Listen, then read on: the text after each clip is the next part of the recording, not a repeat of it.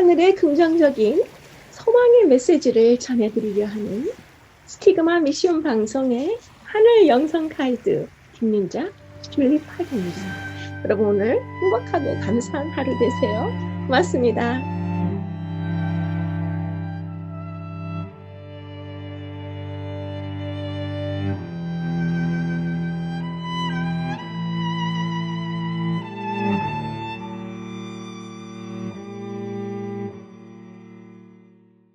안녕하세요. 오늘은 제10과 그리스도인의 참된 직무라는 타이틀로 공부하시겠습니다.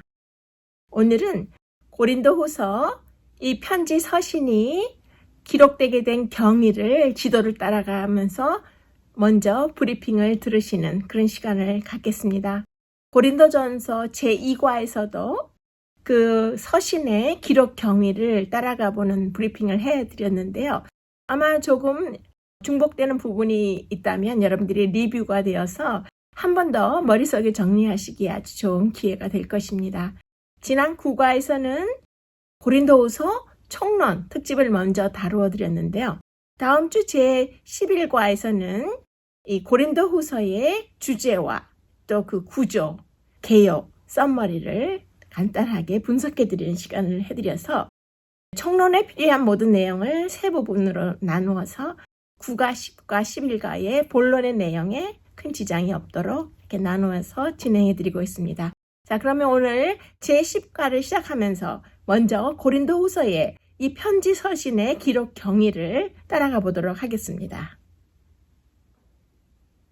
지금 지도를 보시면 왼쪽에 고린도가 보이죠? 여러분들이 이제 이 지도를 많이 보셨기 때문에 많이 익숙하실 것입니다. 사도 바울이 2차 여행 중인 AD 51년 봄 처음으로 고린도에 방문해서 52년 가을까지 고린도 교회를 세우면서 1년만 동안 사역한 곳이 바로 이 고린도죠. 바울이 2차 선교 여행 중에 고린도의 교회를 세우게 되는 것이 지금 왼쪽에 고린도로 보이는 그쪽에서 이 모든 스토리가 시작하겠습니다. 에베소를 보시면 고린도 교회를 세운 이후에 52년 가을에 바울이 브리스길라와 아굴라와 함께 에베소로 고린도에서 떠났고 또 바울은 예루살렘으로의 여행을 계속하는 반면에 이 부부는 에베소에 머물렀지요. 그래서 브리스길라와 아굴라가 에베소에서 아볼로를 만났고 또 이후에 그를 교육하면서 고린도로 보내서 또 잠시 고린도에서 아볼로가 사역할 수 있도록 이런 과정들이 진행되는 모습이 여러분들이 이 에베소에서 생각해 볼 수 있습니다. 알렉산드리아의 유대인 아볼로가 에베소에 와서 아굴라와 브리스길라에게서 배우는 과정을 우리가 이 에베소에서 생각해 볼 수 있겠죠. 이 아볼로가 에베소에서 배움의 시간을 가진 후에 고린도로 가는 것을 생각해 볼 수 있습니다. 그래서 AD 53년 가을에 아볼로가 고린도에서 사역하고 있을 무렵에 바울이 제3차 전도 여행 중에 에베소로 돌아온 것이 사도행전 19장에 나오는데요. 바울은 2년 반 동안 에베소에 머물면서 전도를 위한 중심지로 삼았던 것을 또 사도행전 19장에서 계속 우리가 읽어볼 수 있습니다. 특별히 고린도전서 5장 9절에서 언급됐던 첫 번째 서신이 고린도 교인들이 이 내용을 오해했기 때문에 많은 어려움을 겪었다고 말씀을 드렸는데요. 현재는 분실된 서신이고 또 이 에베소의 체류에서 첫 단계에서 있었던 일로 여러분들이 기억하시면 되겠습니다. 그 다음에 이 에베소에서 글로웨의 식구가 고린도에서 일어난 내분에 대해서 보고하는 장면이 나오죠.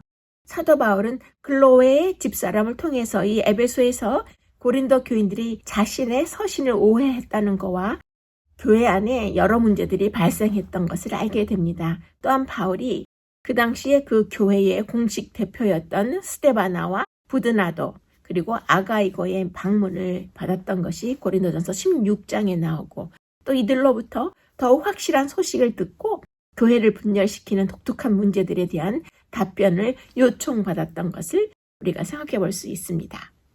다시 그 지도에서 에베소를 보시면 이러한 고린도 교회의 문제의 소식을 듣고 그 응답으로서 바울이 기록한 것이 고린도 전서로서 에베소에서 고린도로 보낸 바울의 두 번째 편지가 바로 고린도 전서라고 아시면 되겠습니다.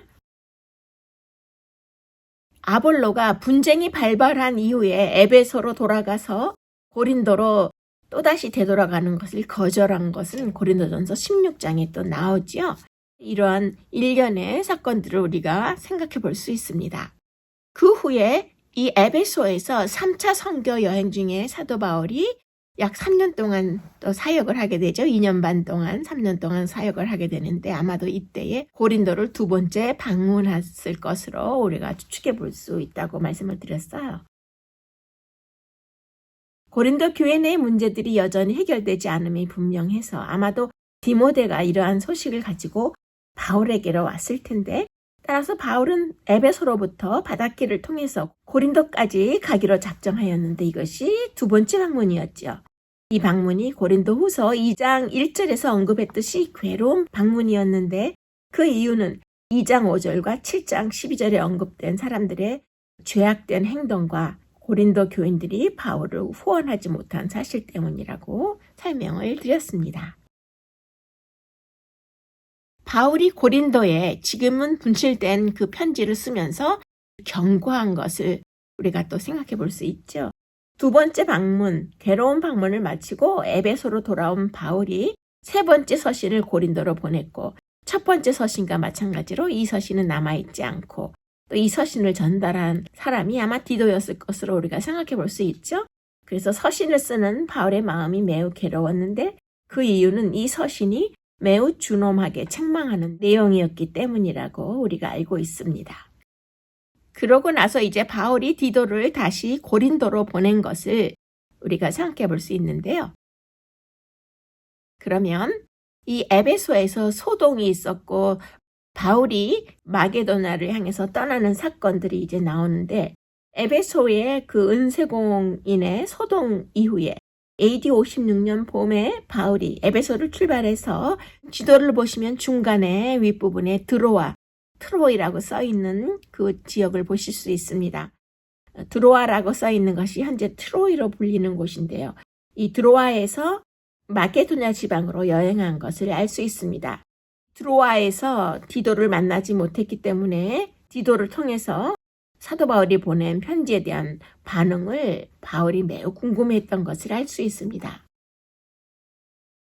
사도 바울이 드로아에서 디도를 만나서 고린도 교회의 소식을 듣기 원했지만 뜻대로 되지 않았기 때문에 디도의 안전에 대해 크게 염려하면서 바울이 마게도냐로 떠나는 것을 알 수 있어요. 디도에서 드로아에서 다시 사도 바울이 윗부분 마게도냐 빌립보 지역으로 떠나는 것을 따라가 보면 되겠습니다. 마게도냐에서 바울은 디도를 만났어요. 그래서 그를 통해서 고린도 교회의 사정이 일반적으로 매우 호전되었지만 여전히 사도 바울에 반대하는 사람들이 아직도 많이 있다는 소식도 함께 듣게 되었지요. 바울이 디모데와 디도를 마게도냐에서 만나면서 디도가 고린도 전서에 대한 호의적인 반응도 보고하고 여전히 문제가 있는 것도 보고를 하죠. 그래서 사도 바울이 이 마게도냐 빌립보에서 고린도 후서 네 번째 편지를 기록하는 것을 우리가 지도에서 생각해 볼 수 있습니다. 이런 모든 소식을 디도에게서 듣고 사도 바울이 마게도냐에서 쓴 네 번째 편지가 고린도 후서인데요. 그 후 바울은 AD 56년에서 57년 겨울 동안에 고린도를 세 번째 방문하였지요.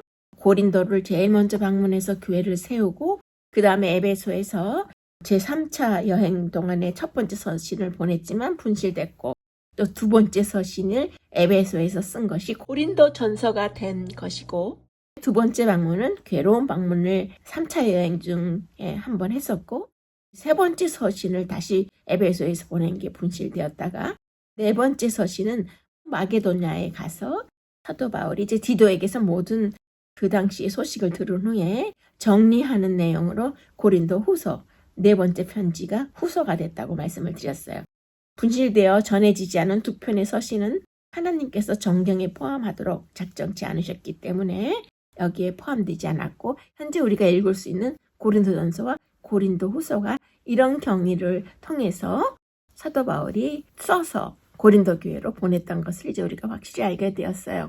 그래서 고린도 후서는 이제 약 AD 57년경에 완성된 거로 우리가 알고 있고, 고린도 전서는 56년 정도, 55년에서 56년으로 추측이 되지만, 고린도 전서와 고린도 후서가 기록된 시간의 경과의 차이는 그렇게 크지 않다라고 하시면 되겠고, AD 56년에서 AD 57년까지 고린도 후서가 쓰여지고 마무리된 것을 우리가 한번 정리해 보았습니다.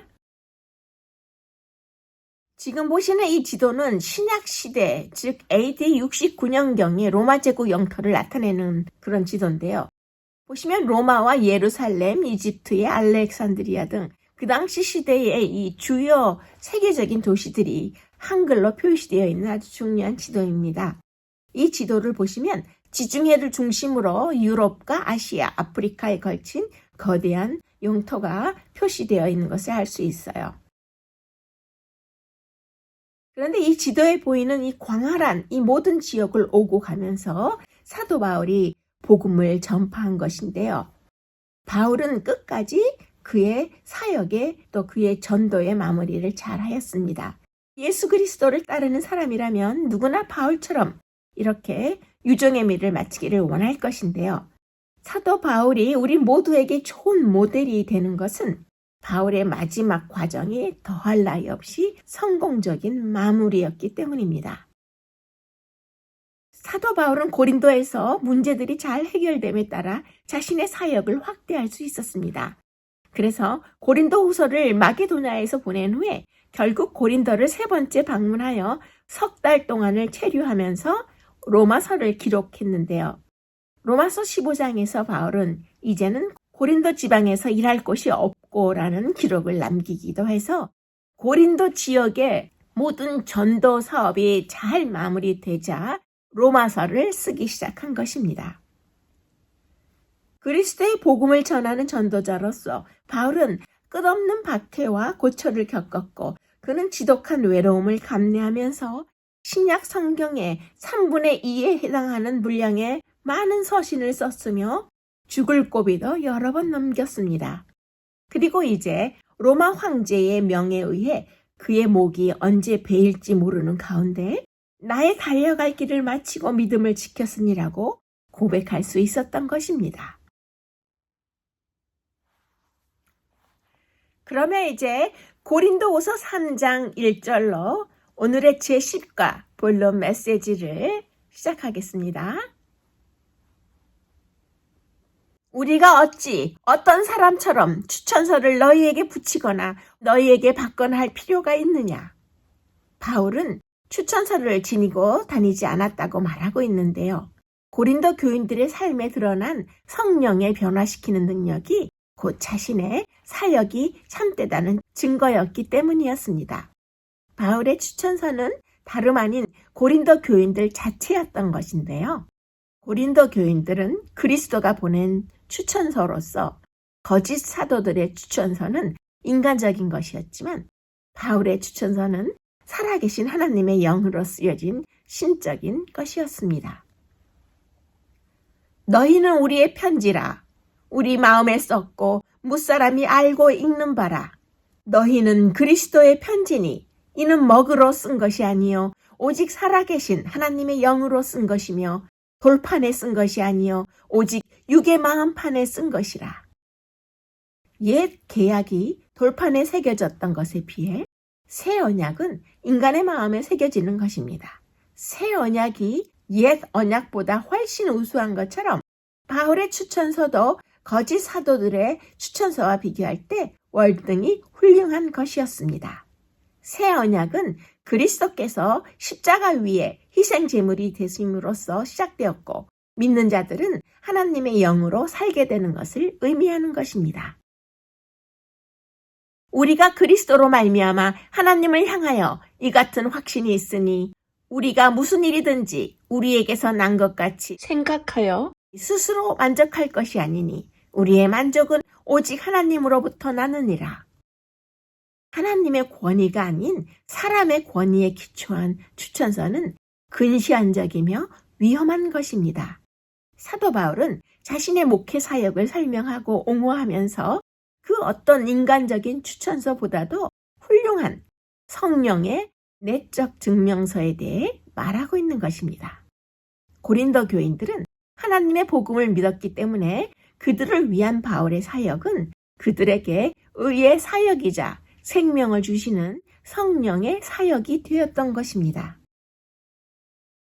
우리를 새 언약의 일꾼 되기에 만족하게 하셨으니 율법 조문으로 하지 아니하고 오직 영으로 함이니 율법 조문은 죽이는 것이요 영은 살리는 것이니라. 옛 언약은 하나님으로부터 왔기 때문에 영광스러운 것이지만 옛 언약을 성취하는 것은 인간의 노력에 달려있기 때문에 일시적이며 없어질 것입니다.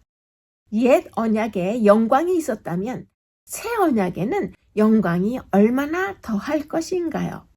모세의 영광이 일시적이었던 것과는 달리 그리스도인의 영광은 영원할 것입니다. 죽게 하는 율법 조문의 직분도 영광이 있어 이스라엘 자손들은 모세의 얼굴에 없어질 영광 때문에도 그 얼굴을 주목하지 못하였거든. 하물며 영의 직분은 더욱 영광이 있지 아니하겠느냐. 정죄의 직분도 영광이 있은즉 의의 직분은 영광이 더욱 넘치리라. 모세로 대표되는 옛 언약과 바울 자신 및 그의 동료들로 대표되는 새 언약을 비교하고 있는데요. 바울이 사용한 옛 언약이라는 표현은 순종의 행위로서 하나님께 인정받으려는 율법주의적인 경험을 가리킵니다. 그러나 여기에서 말하는 새 언약은 하나님의 은혜를 의지하는 이들의 경험을 말하는 것으로서 새 언약은 하나님께서 그들을 위해 그들 안에 이루어 놓겠다고 약속하신 모든 것이 그분의 은혜로 이루어지는 경험을 상징하는 것입니다. 시온은 이스라엘 백성이 예루살렘 성을 부르던 말입니다. 시온이라는 말은 히브리어로 사막이라는 뜻입니다. 이스라엘 백성은 자신들이 그렇게도 사모한 수도였던 예루살렘에 왜 하필 사막이라는 이름을 붙였을까요? 사막의 노래라고 불리는 이사야서 35장이 해답을 줍니다. 선지자는 하나님이 행하는 인간 구원의 역사를 사막에서 물이 솟아나게 하는 것으로 노래하고 있는데요. 환난과 죽음의 사막에 물이 솟아서 생명의 샘이 되듯이 시온성이 하나님의 거룩한 구원의 역사를 시작하는 장소가 되기를 기대하는 마음이 담겨 있는 것입니다. 사막과 같이 황량한 세상에서 죽은 것이나 다름없는 사람들을 생명의 활력이 넘치는 사람들로 바꾸는 비결은 무엇일까요? 부패하고 어두워지는 사회를 밝게 바꾸는 비결은 오직 하나님께만 있습니다. 하나님만이 우리를 시온의 백성으로 삼아주실 때 우리의 삶이 변화될 것이기 때문입니다. 하나님의 편지인 우리 모두는 하나님의 청지기라고 하셨는데요. 그러면 하나님의 청지기가 가질 수 있는 최고의 베스트, 아주 좋은 습관이 무엇일까요? 여기서 잠깐 생각해 보겠습니다. 하나님의 청지기의 베스트 5 습관은 첫째, 하나님을 먼저 찾는 습관을 꾸준히 연습해야 하는 것입니다. 그리고 두 번째는 재림을 기다리는 습관을 매일 매순간 연습해야 합니다. 그리고 하나님의 청지기의 세 번째 최고의 습관은 시간을 지혜롭게 쓰는 습관입니다. 이것은 아무리 강조해도 지나치지 않는 습관입니다. 그리고 자기 자신의 영성과 자신의 신체와 정신을 모두 건강하게 지키는 습관은 살아있는 순간 한시도 게을리할 수 없는 하나님의 청지기의 의무입니다.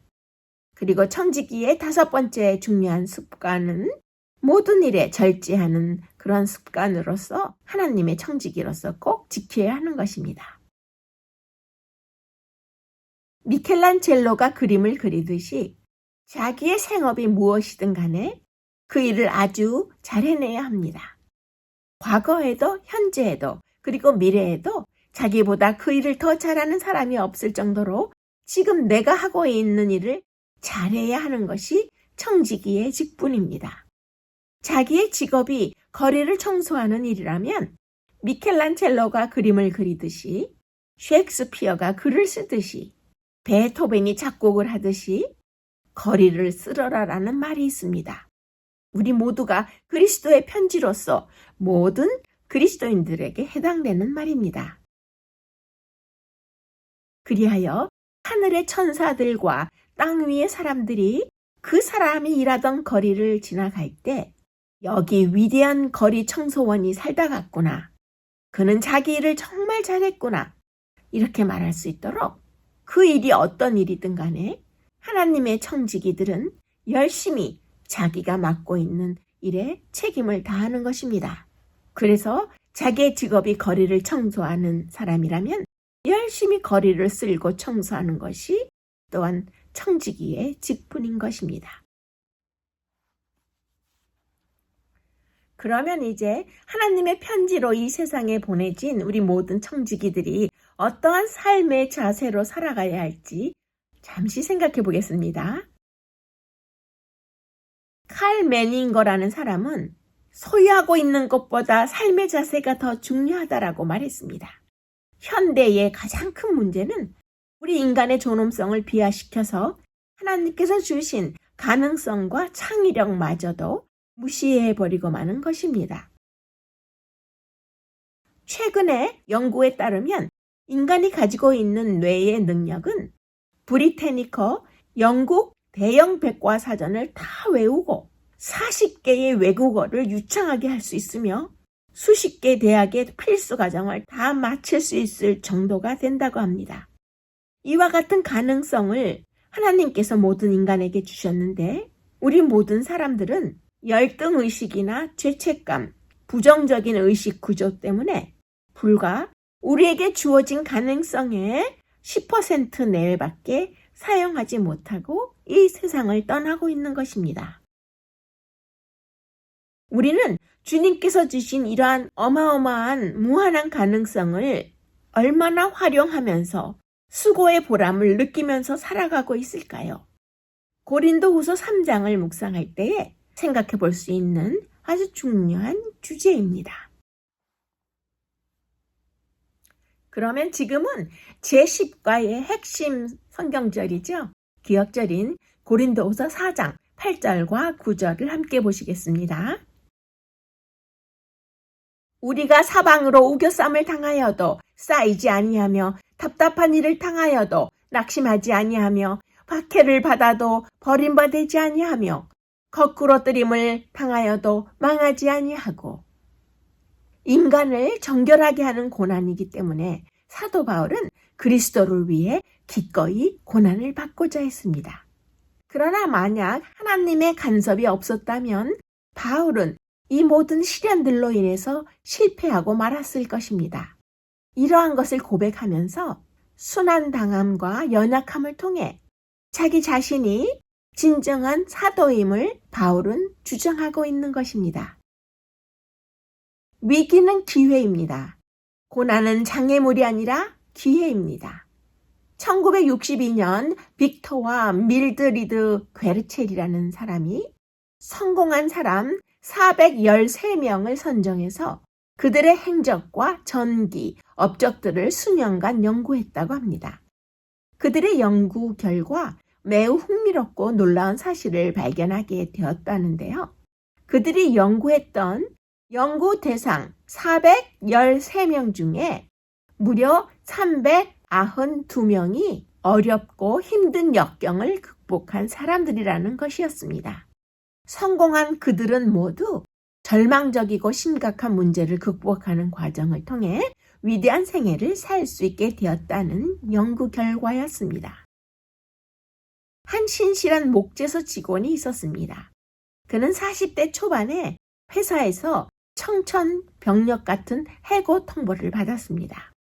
극심한 불황으로 더 이상 버틸 힘이 없어진 회사 측에서 감원 경영을 선언한 것인데요. 갑자기 실직자가 된 이 중년 남성은 하나님께 간절히 기도했습니다. 하나님, 해고에 담긴 진정한 의미가 무엇입니까? 이렇게 기도드릴 때 그는 건전한 사람들이 묵을 수 있는 여관을 시작하라는 음성을 듣고 새로운 사업을 시작했습니다. 이 사람이 바로 세계적인 호텔 사업망을 거느린 호텔 할러데이 인의 창업주인 캐몬스 윌슨입니다. 그는 목재소에 해고 통지서를 눈앞에 놓고 절망의 늪에서 허우적거리지 않았습니다. 시련을 도약의 기회로 삼았던 것인데요. 만약 캐몬스 윌슨이 자기에게 해고 통보가 날아들지 않았다면 그는 평생 그 초라한 목재소를 벗어나지 못했을 것입니다. 우리가 잘 알고 있는 미국의 아브라함 링컨 대통령이 어느 날 한가로이 시골길을 걷다가 말을 몰아 쟁기로 밭을 갈고 있는 한 농부를 보았습니다. 그 농부에게 인사를 하려고 다가갔는데 마침 말 엉덩이에 파리가 붙어 있는 것을 아브라함 링컨이 발견하게 되었어요. 그래서 링컨은 파리가 말을 귀찮게 하는 것 같아서 파리를 쫓아내기 위해 그의 손을 휘휘 저었습니다. 그러자 그 농부가 이렇게 말했어요. 그만두세요. 그렇게 하지 마세요. 그 파리 때문에 이 늙은 말이 그나마 억지로라도 움직이고 있는 것이랍니다. 너무 노쇠하여 어떤 일에도 꿈쩍도 하지 않으려는 이 늙은 말이 파리가 귀찮게 굴기 때문에 그나마 움직인다는 것이지요. 우리의 신앙생활도 마찬가지입니다. 무풍지대에 있으면 세상의 잠에 빠져버리고 게으르게 되지만 시련의 바람이 불어서 우리를 흔들면 우리가 세상 잠에서 깨어나 이거 큰일 났구나, 정신 차려야 되겠네 라고 생각하며 기도하게 되고 하나님을 의지하게 되는 것입니다. 분명한 것은 고통은 기쁨을 향해 나아가는 관문이 되는 것입니다. 고통과 기쁨은 서로 다른 영역일 수 없고 고통은 기쁨으로 나아가는 필연적인 과정입니다. 이 세상의 귀한 것들, 진정한 즐거움과 기쁨은 거저 주어지는 것이 없고 모두 고난 속에서 얻어집니다. 그래서 성도들 중에서도 좋은 환경 가운데 있는 사람은 감사와 기쁨을 잊어버리고 사는 경우가 많지만 오히려 고난 중에 있는 사람들에게 더 큰 기쁨과 감사가 있는 것을 보게 되는 것입니다. 주 예수를 다시 살리시니가 예수와 함께 우리도 다시 살리사. 그리스도를 자신의 부활하신 구주와 주님으로 믿는 순간 영적으로 이미 부활하는 것입니다. 세상의 끝 종말에 몸으로 부활할 뿐만 아니라 영적으로 현재 이 땅에서도 이미 부활의 세계에서 살 수 있습니다. 영적 부활이란 우리가 이 땅에 있으면서도 어떤 의미에서 하늘에 산다는 뜻으로서 현재 속에서도 미래를 살 수 있음을 뜻하는 것입니다. 지금 이 순간 그리스도와 함께 있기 때문에 우리는 이미 지금 이 땅에서도 천국을 일부나마 누릴 수 있는 것입니다. 우리가 항상 예수의 죽음을 몸에 짊어짐은 예수의 생명이 또한 우리 몸에 나타나게 하려 함이라. 고린도후서 4장에서는 죽음과 생명이 3번씩 언급되어 우리가 살고 있는 이 세상에는 삶과 죽음이 뒤엉켜 있음을 일깨워주고 있는데요. 영광스러운 미래에 우리는 죽음 없는 삶을 경험할 것입니다. 현세와 내세를 지금 동시에 통치하시는 그리스도 하나님과 우리가 연결되어 있기 때문에 그리스도께서는 세상 종말 시점의 권능을 지금 현재의 우리의 마음과 삶에 들여놓으실 수 있는 것입니다. 그러므로 우리는 이미 천국의 하늘 왕국에 앉혀져 있는 것입니다. 그러면 이제 아주 유명한 말씀이죠. 고린도후서 4장 16절 다 함께 보시겠습니다. 우리가 낙심하지 아니하노니 우리의 겉사람은 낡아지나 우리의 속사람은 날로 새로워지도다. 사도 바울은 겉으로는 몸이 늙고 낡아졌지만 속으로는 날마다 새로워지고 강해졌는데 이것은 특히 사도 바울이 환난을 거치면서 이루어진 일입니다. 그래서 고린도후서 11장 23절에서 29절에 바울이 열거한 고생의 내용을 보면 그가 환난을 꽤 많이 겪었음을 알 수 있습니다. 그 중에 투옥되고 적어도 5차례의 공개 태형과 심한 구타를 당한 일도 있었는데요. 그런데 무한히 영원한 영광에 비하면 이 모든 고생이 잠시 받는 경한 것에 불과했고 그 영광이 자신을 위해 예비되어 있음을 사도 바울은 분명하게 인식하고 있었던 것입니다.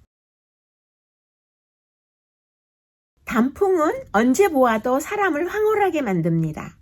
이제 벌써 9월 초순으로 접어들고 있으니 곧 10월 단풍의 가을 계절이 다가올 텐데요. 가을이 되면 산이 불타는 듯 아주 아름다운 단풍의 풍광 앞에서 우리 모두가 탄성을 자아내게 되는데요. 울긋불긋 물든 나무 아래서는 모두 다 행복의 노래를 부릅니다.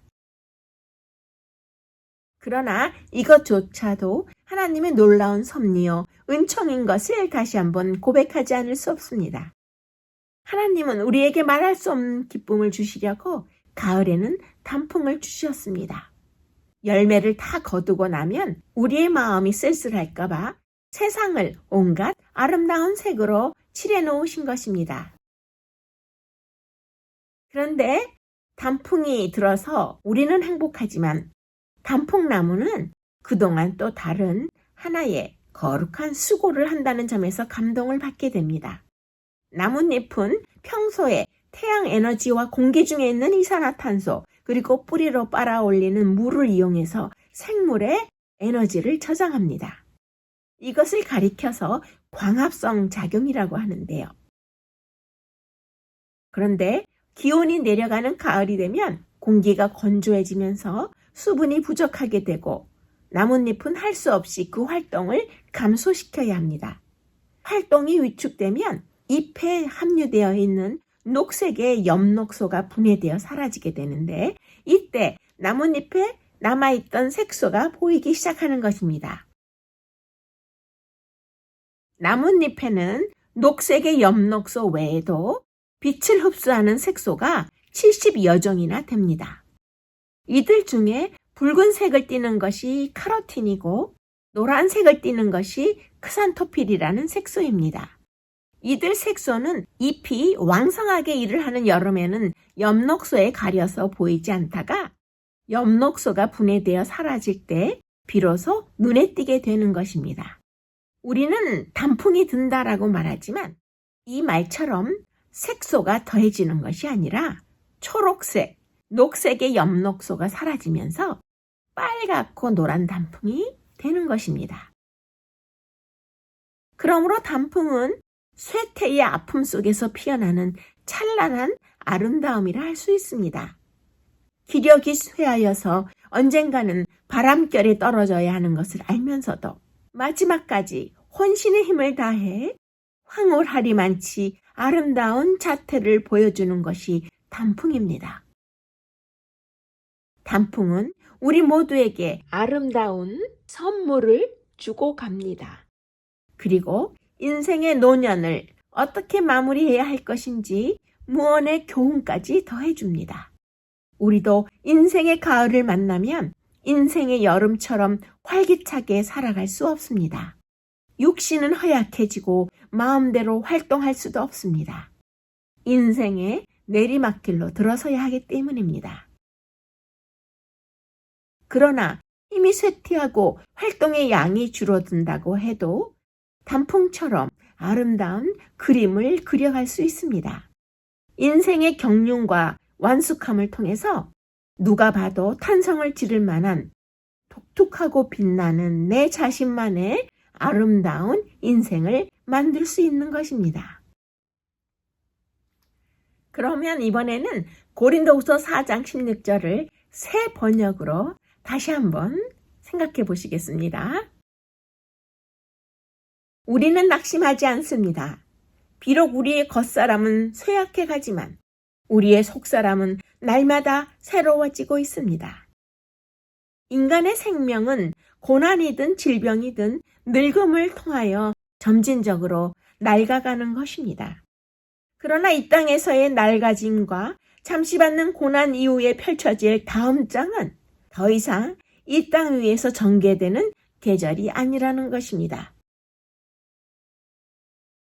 우리를 기다리고 있는 다음 챕터, 다음 장은 영광의 하늘 왕국의 등장입니다. 그래서 사도 바울은 이 생에서의 고난과 낡아짐은 실제로 하늘에서 더 큰 영광을 만들어 낼 뿐임을 너무도 확실하게 이 말씀에서 외치고 있는 것입니다. 8월의 마지막이 되고 있는 요즘은 여름의 끝자락이기 때문에 매미들이 아주 시끄럽게 우는 소리를 우리가 들을 수 있는데요. 그럼 잠깐 매미의 실물 교훈을 생각해 보도록 하겠습니다. 입추와 말복이 지나가고 처서를 거치면서 무더위가 물러갑니다. 그런데 아침 저녁으로 제법 선선해진 후에도 매미의 울음소리는 그칠 줄을 모르는데요. 극성스러울 정도로 울어대는 매미는 때와 장소를 가리지 않습니다. 한낮에 노래하는가 하면 새벽 시간에도 시끄럽게 울어댑니다. 플라타너스 가로수에 매달려 울기도 하고 아파트 베란다에 있는 방충망에 매달려 울기도 합니다. 이 소리 때문에 잠을 설치기도 하고 매우 소란스러워지니까 짜증을 부리는 사람도 우리 주위에서 종종 찾아볼 수 있습니다. 참고로 매미가 울어대는 그 소음의 공해는 110데시벨의 소리 크기로서 이 소음의 크기는 고속으로 날아가는 제트기 옆에 있거나 수만 명의 군중들이 소리 지르고 환호하는 축구 경기장에 있는 것과 비슷한 매우 시끄러운 소음의 크기입니다. 그런데 매미의 사정을 알고 보면 시끄럽다고 결코 짜증낼 일도 아닙니다. 매미는 무려 5년에서 13년, 많게는 17년 동안 땅속에서 애벌레로 살아갑니다. 그렇게 오랜 세월을 땅속에서 살다가 날개를 달고 나와서 딱 한 달 동안, 30일 동안만 이 세상 구경을 하는데 그 기간에 짝을 찾아 짧은 인연을 맺고 알을 낳은 다음에는 속절없이 곧바로 죽어가야 합니다. 그러니 하루하루가 애절할 수밖에 없습니다. 매미의 울음소리는 기가 막힌 매미의 그 짧은 30일 일생을 토해내는 삶의 노래요 처절한 울부짖음인 것입니다. 이 사연을 알고 난 후부터는 많은 사람들에게는 매미에 대한 연민의 정도 생깁니다. 아, 그랬구나. 그래서 그토록 처절하게 울부짖는구나 라는 생각에 가슴이 시리기까지 하는데요. 매미는 자기에게 주어진 시간을 최선을 다해서 살아가는 것입니다. 어떤 면에서 매미와 우리 인간 사이에는 공통점이 있습니다.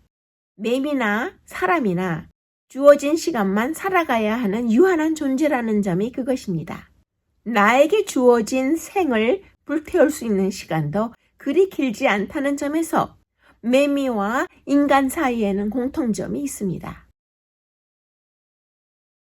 우리는 부모의 뱃속에서 나와서 세상 구경을 시작한 이후에 사람 노릇을 하기까지 많은 시간을 필요로 합니다.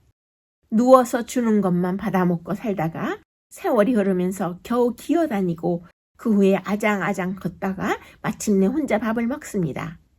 그렇다고 해서 사람 구실을 할 수 있는 것도 아니죠. 부모님의 은혜에 보답하고 타인에게 기여하는 자리에 서기까지는 몇십 년 동안 계속해서 배우고 실력을 쌓아야 합니다. 이렇게 많은 시간의 준비 과정을 거친 후에야 사랑하는 사람을 만나고 가정을 이루고 자녀를 키우고 정열을 쏟아 짧은 인생의 삶을 불태우는 것입니다.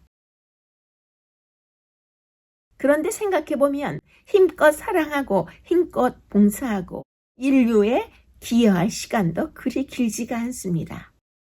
순식간에 머리가 휘어지고 육신이 말을 듣지 않기 때문입니다. 그리고 나이가 들면서 정신도 흐릿해집니다. 그래서 결국 은퇴라는 인생 훈장을 달고 짧은 인생을 다시 돌려주어야 하는 처지가 되는 것입니다. 그렇다면 우리가 정열을 불태워야 할 시간은 매미처럼 매우 짧은 한때에 불과한 것입니다. 우리의 젊음이 항상 있는 것이 아닙니다.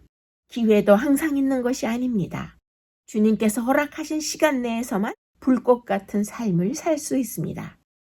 정해진 시간 내에서만 힘껏 살 수 있습니다. 그런 의미에서 오늘도 열심히 울어대며 최선을 다하는 매미는 우리 모든 사람들에게 좋은 선생이고 교사입니다. 여름 끝자락에 만나는 계절에서 평범한 매미에게서 진리를 배우는 것은 이렇게 의미 있고 소중한 묵상으로 우리에게 다가오는 것입니다. 소진한 것과 죽은 것에 대해 슬퍼하기를 멈추고 멸하거나 다함이 없는 우주의 부요함을 즐거워하고 기뻐하십시오. 내 주위에 죽고 사라지고 녹아 없어졌던 모든 것들이 다시 나타날 것을 믿음 가운데 지켜보며 기다리십시오. 다음에는 그것들이 더욱 아름답고 좀 더 나은 모습으로 등장할 것을 확신하며 기다리십시오. 지금으로부터 157년 전인 1869년에 My First Summer in the Sierra, 시에라에서 맞는 첫 여름이라는 글에서 존 뮤어는 이렇게 말했던 것입니다. 자연은 끊임없이 이용해도 다시 채워지는 결코 마르지 않는 풍요로운 보물입니다. 쓰고 또 써도 끊임없이 흘러나오고 한층 더 고귀한 아름다움을 자연은 우리에게 영원히 보여주는 것입니다. 라고 존 뮤어가 이 책에서 고백하고 있습니다. 존 뮤어가 주변의 모든 것들이 녹아지고 사라지고 죽는다라고 말했지만 그러면서도 다 써버리거나 닳아지는 것은 없다고 주장했던 것입니다. 닳거나 다 써서 없어지지 않는다면 그것은 어떻게 될까요? 다시 나타나는 것입니다. 다음에 나타날 때는 저번보다 더욱 멋지고 더욱 아름다운 모습으로 등장하는 것인데 이것이 바로 자연의 희망이며 소망인 것입니다. 낙엽이 지는 10월이 되면 숲을 더 깊이 볼 수 있습니다. 이것은 리차드 셀처가 젊은 의사에게 보내는 편지라는 저서에서 한 말이죠. 이 말을 들으면 내가 사는 동안 낙엽처럼 떨어진 많은 내 주위의 생명들, 많은 사람들을 생각하게 합니다. 수많은 잎사귀들이 떨어집니다. 나무에서 떨어진 상실된 이파리들이 숲에 켜켜이 쌓입니다. 한 아이를 잃고 다른 새 아이마저 멀리 떨어져 있는 대학으로 떠나보내야 하는 어머니. 현재의 내가 되기 위해 잃어버린 과거의 나. 그리고 하나님과의 관계에서 확신을 잃은 것 또한 상실한 것들의 중요한 목록들입니다. 가을의 상실이 있기에 봄의 회뜩도 있습니다. 생명이 그 전에 사라진 생명에서 자라나듯이 다시 어둠은 상실로부터 나오는 것입니다. 봄에 오는 것들은 가을에 잃어버린 것들을 통해서 옵니다. 생명은 이전에 죽어간 생명에서부터 자라납니다. 현재의 나를 조성한 모든 것이 녹아지고 사라지고 죽을지라도 그래서 우리는 그것 때문에 낙담하지 않을 수 있는 것입니다. 겨울의 매서운 바람에 잔뜩 웅크린 채 아슬아슬 매달려 있는 마지막 잎사귀들이 있습니다. 그것을 보노라면 생명은 그 생명보다 먼저 쓰러져간 생명에서 자라난다는 사실을 떠오르게 합니다. 깨닫는 과정은 실로 고통스럽지만 우리가 하나를 상실하면 하나를 얻는다는 사실을 깨닫게 되는 것입니다. 그리스도는 천상천하에서 가장 아름다운 분이셨습니다. 죽음에 초연하셨을 때도 아름다우셨고 생명을 내어주실 때도 아름다우셨고 그 생명을 다시 취하실 때도 아름다우셨습니다. 십자가에서도 아름다우셨고 무덤에서도 아름다우셨으며 천국에서도 아름다우신 분입니다.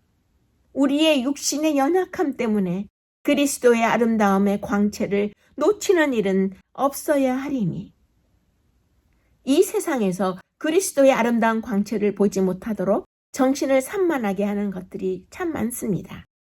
교회 안에도 우리의 주의를 흩뜨리는 것들이 많습니다. 우리의 마음속은 더 말할 나위 없습니다. 이 세상에는 추한 것이 무척 많고 때로는 그것들이 우리를 혼란시키는 것입니다. 장차 우리가 어떻게 될지는 아직 모르지만 예수님이 나타나시면 우리도 그분처럼 되어 그분의 참 모습을 보게 될 것입니다. 요한일서 3장 2절 세번역 말씀인데요. 예수님에게는 추한 것이 없습니다. 그분은 전적으로 아름다우신 분입니다. 장차 그리스도의 아름다움이 우리의 아름다움이 될 때가 있을 것입니다. 우리가 장래에 어떤 모습일지는 아직 드러나지 않았지만 주님이 나타나시면 우리는 그분의 모습 그대로를 보게 될 것입니다. 그리고 그분의 모습 그대로를 볼 때 우리는 그분과 같이 될 것입니다. 고린도후서 4장 16절의 의미 있는 말씀을 조금 다른 각도에서 묵상해 보았는데요. 그러면 이어서 17절도 함께 생각해 보겠습니다. 우리가 잠시 받는 환난에 경한 것이 지극히 크고 영원한 영광에 중한 것을 우리에게 이루게 함이니 우리가 주목하는 것은 보이는 것이 아니요 보이지 않는 것이니 보이는 것은 잠깐이요 보이지 않는 것은 영원함이라.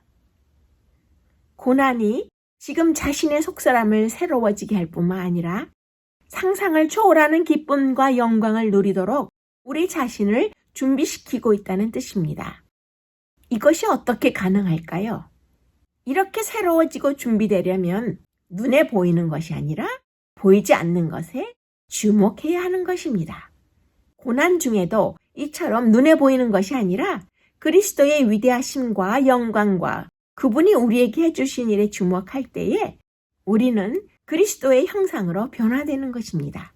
거기에서 비롯되는 내면의 기쁨은 환경의 변화에 좌우되지 않는 것입니다. 사도 바울이 그 많은 환난과 시련 중에서도 기쁨을 버리지 않은 두 가지 이유가 있는데요. 그것도 지금 함께 생각해 보겠습니다. 사도 바울이 그 많은 고난 중에도 결코 낙심하지 않은 데는 두 가지 이유가 있습니다. 첫째는 고난이 사도 바울을 새로워지게 했기 때문이고 두 번째 이유는 고난은 미래의 영원한 영광을 사도 바울에게 이루게 했기 때문입니다. 그래서 사도 바울은 내 능력이 약한 데서 온전하여 짐이라 라고 강조하면서 고린도후서 끝부분에 바울은 다른 방도로는 이 선한 것들을 절대 얻을 수 없다고 역설했던 것입니다. 언제나 즐거움과 기쁨으로 얼굴이 환하게 빛나는 꽃장수 할머니가 있었습니다. 단골 손님이 할머니에게 물어보았습니다. 할머니, 언제나 즐거워하시는 거 보니 할머니는 걱정 근심이 전혀 없으신가 봐요. 그러자 이 할머니가 대답하시기를 천만에요. 걱정 근심이 없는 사람이 어디 있나요? 내게도 고통스러운 일, 짜증나는 걱정거리가 많이 생긴답니다. 그래서 그 손님이 다시 물었습니다. 할머니, 그런데 어떻게 그렇게 매일 웃으면서 즐겁게 사실 수가 있어요? 그러자 그 할머니가 다시 대답했습니다. 나는 3일의 비밀을 가지고 산답니다. 3일의 비밀이라니요? 그게 무엇인데요? 그 3일의 비밀이란 문제가 생길 때마다 하나님께 그 문제를 해결하시도록 맡겨버리고 나는 그냥 조용히 3일을 기다리는 것입니다. 예수님이 무덤에서 3일 만에 부활하신 것처럼 내 문제도 해결되는데 3일이면 족하다는 것이지요. 때로는 숫자대로 3일이 더 걸릴 수도 있어요. 그래도 예수님의 부활의 원리는 내 경험상 늘 통한답니다. 그래서 나에게는 어떤 암흑 같은 고난과 어려움이 와도 3일만 꾹 참고 있으면 언제나 광명의 시간이 찾아온다는 것을 알기 때문에 힘들어도 나는 이렇게 매일 웃으면서 즐겁게 살 수 있답니다. 영국의 존 오웬은 고린도후서 4장의 본문들을 해석하면서 현재 지금의 고난의 현장에서 예수님의 영광을 믿음으로 볼 수 있다고 설명했습니다. 그런데 존 오웬도 사도 바울만큼이나 많은 환난을 겪었던 것 같습니다.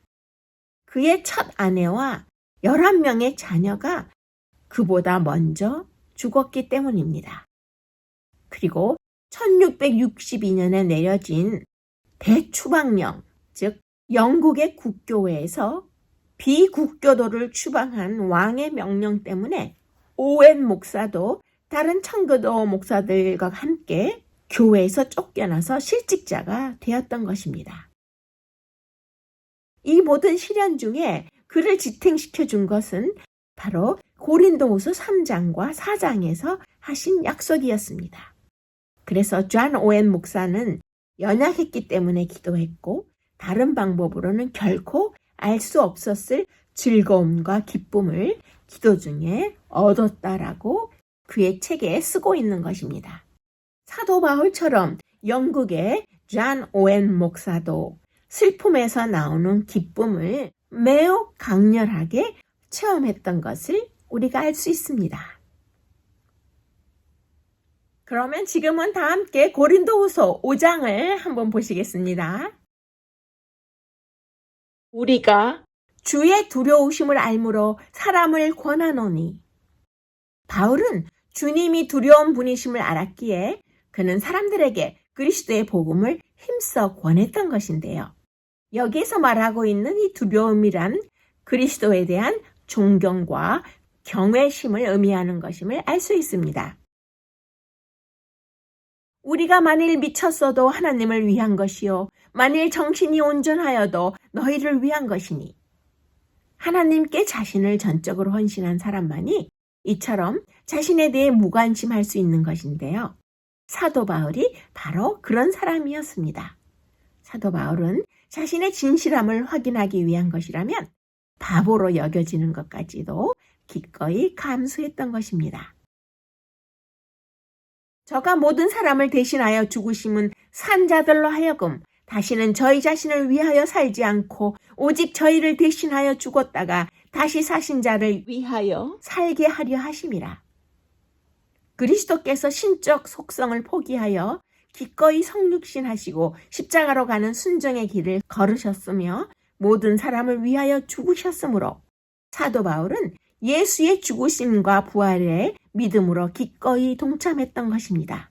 그리스도가 가지셨던 것과 같은 이타적인 자기 포기의 삶을 사도 바울이 살게 되었고 바울 자신을 회심케 했던 그리스도의 사랑이 이제는 사도 바울 자신도 그리스도와 같은 삶을 살게 되었음을 고백하며 모든 그리스도인들이 이러한 이타적인 삶에 동참하기를 호소하고 있는 말씀입니다.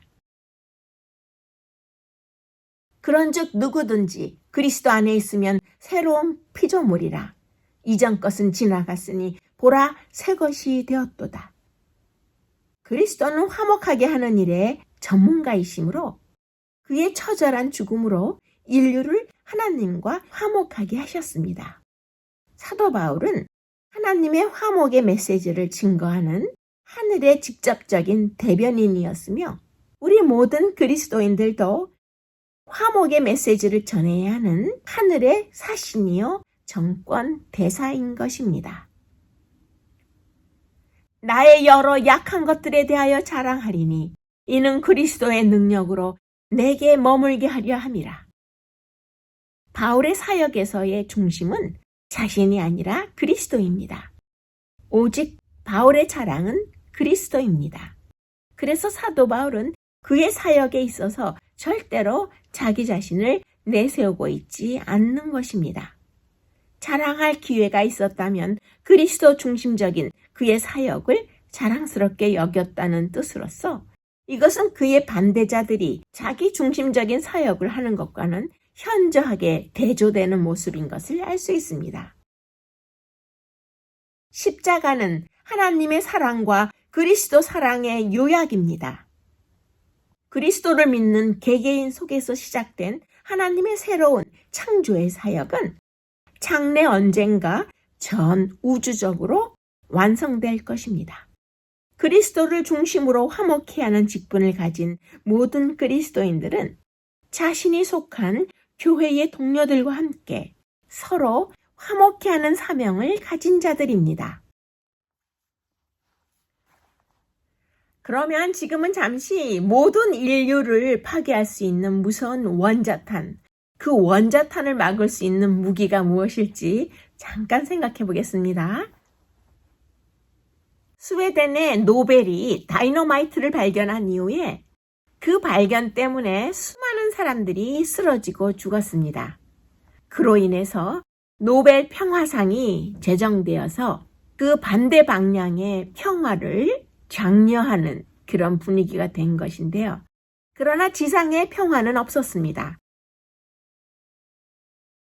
1945년에는 미국의 뉴멕시코 사막에서 태양의 1000배가 되는 섬광을 발하면서 최초의 원자탄이 시험 폭발되었습니다. 미국의 의회에서 오펜하이머 박사가 이 무서운 무기에 대해서 설명했을 때 미국 의회의 의원들은 그것을 막는 무기는 없는가라고 되물었습니다. 그때 하이머 박사는 그 무기는 바로 인간의 평화뿐입니다 라고 대답했습니다. 유명한 역사가인 토인비는 문명이 다시 치료되고 구원받을 수 있는 열쇠는 오직 그리스도의 사랑이라고 말했습니다. 온 세상과 모든 교회와 모든 사람들에게 오직 그리스도만이 화해가 되고 평안이 되고 화목이 되고 행복이 될 수 있는 것입니다. 사람은 때때로 외롭거나 쓸쓸할 때가 있습니다. 친구도 형제도 귀찮아지는 경우도 있습니다. 이런 때는 화목이니 우애니 친절이니 하는 것도 부질없는 일인 것 같이 여겨지는데요. 교회는 작은 사람들이 협동하여 큰 일을 이루는 곳이 되어야 합니다. 12명의 힘없고 낮은 예수님의 제자들이 오늘의 기독교를 이루었듯이 말입니다. 유명한 정신의학자인 엘미 게이스는 감정 분석 실험에서 매우 놀라운 사실을 발견했습니다. 사람의 숨결이라는 것은 눈으로는 보이지 않지만 시험관에 넣고 액체 공기로 냉각하면 사람의 숨결 속에 침전물이 생긴다는 것입니다. 그런데 이 침전물은 감정 변화에 따라 여러 가지 색으로 변하는데요. 화를 내고 있으면 밤색으로 변하고 고통이나 슬픔의 상태에서는 회색으로 변하는 것입니다. 그리고 후회하는 상태에서는 복숭아색을 나타낸다는 것인데요. 이 중에 밤색으로 변한 분노의 침전물을 수집해서 흰 쥐에게 주사를 하면 수분 내에 이 쥐가 죽는 것을 발견하게 된 것입니다.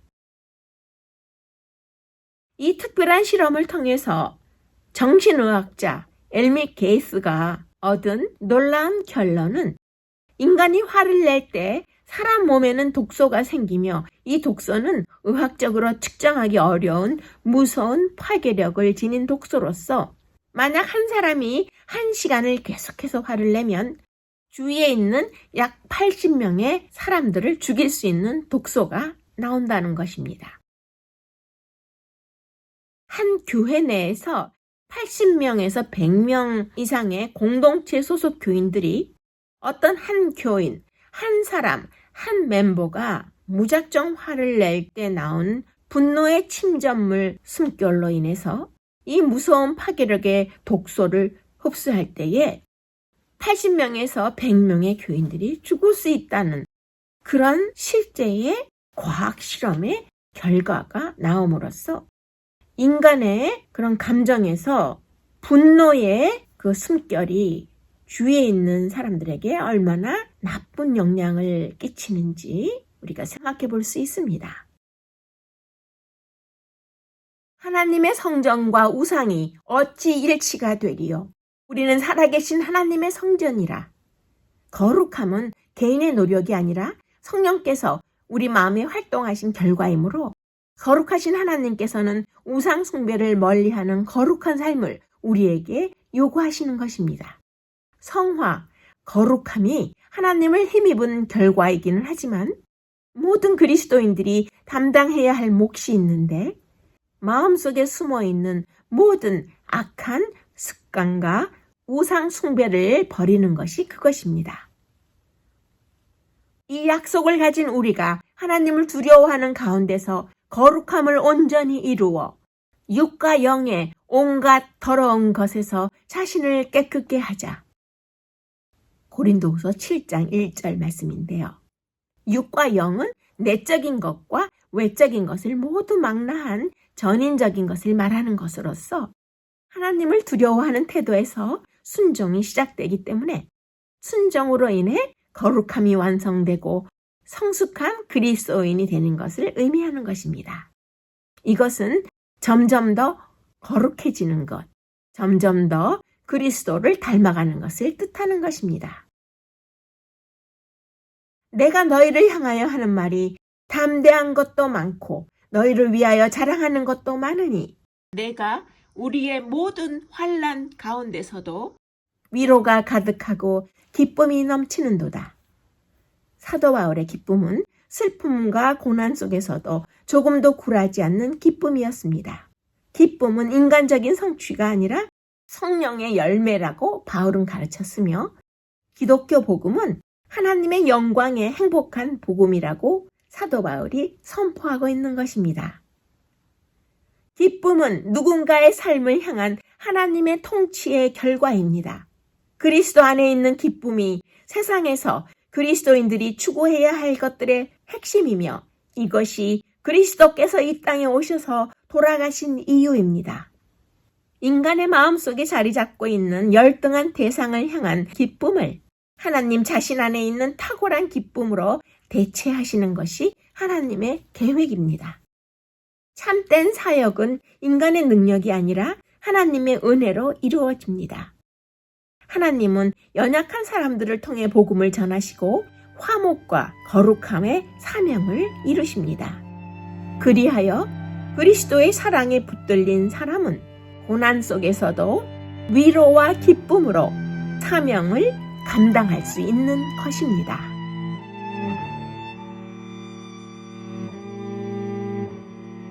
고린도후서의 서신 기록 경위를 지도와 함께 따라가 보는 그런 브리핑을 첫 부분에서 진행해드린 오늘 제10과 그리스도인의 참된 직무의 묵상을 마치는 시간입니다. 다음 주 제11과에서는 청지기의 직분과 선교라는 주제로 여러분을 다시 찾아뵙겠습니다. 감사합니다.